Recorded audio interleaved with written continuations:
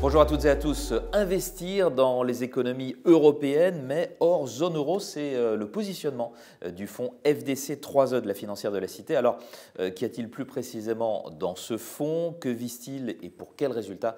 On en parle tout de suite avec notre invité, Philippe Joly. Bonjour. Bonjour Vincent. Vous êtes le responsable de la distribution externe de la Financière de la Cité. Merci d'être avec nous. Alors, on serait tenté de dire encore un fonds action. Qu'est-ce qu'il apporte celui-là?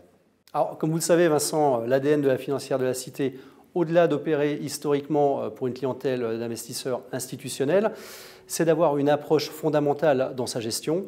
Dit autrement, nous nous appliquons à lire, comprendre et interpréter les politiques monétaires des banques centrales pour pondérer nos secteurs d'investissement, parfois de manière plus éloignée que les indices, ce qui fait qu'in fine, nous avons des gestions et des stratégies non benchmarkées. Dans cet esprit, nous avons créé il y a plusieurs années FDC 3E, qui est le seul fonds spécialisé dans les grandes économies hors zone euro, et FDC 3E pour Europe ex-euro, qui investit donc au Royaume-Uni, en Suisse et dans les 3 pays nordiques que sont la Suède, la Norvège et le Danemark.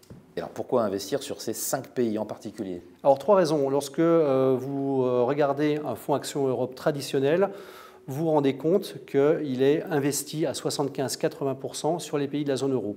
Or, les 5 pays que je vous ai cités juste avant, leur capitalisation boursière représente quasiment 60% du flottant de l'Europe occidentale. Ce qui veut dire que FDC 3E est la brique complémentaire indispensable à la poche Action Europe de toute allocation de portefeuille. Alors, deuxième raison, Vincent, par rapport aux pays de la zone euro, ces 5 pays nous offrent d'importantes opportunités d'investissement et de diversification dans des secteurs beaucoup mieux représentés que dans la zone euro, notamment les secteurs de l'industrie, de la santé et de la consommation non cyclique. Troisième raison, enfin, notre approche fondamentale fait que nous partons du principe que la devise fait partie intégrante de l'analyse dans le cadre de notre gestion, ce qui fait que FDC 3E vous expose aux devises de ces 5 pays. Voilà. Donc on diversifie non seulement les secteurs, qui sont complémentaires de ceux de la zone euro, mais aussi des devises qui sont différentes de l'euro. Qu'est-ce que l'on retrouve dans FDC 3E? Est-ce que vous pouvez nous donner des exemples de valeurs? Alors il y a 80% de large cap pour 20% de mid cap. Quelques exemples de valeurs qui me viennent, Kinetic Group, donc là on est dans la défense, c'est une société de R&D militaire ayant comme client le Royaume-Uni et les États-Unis.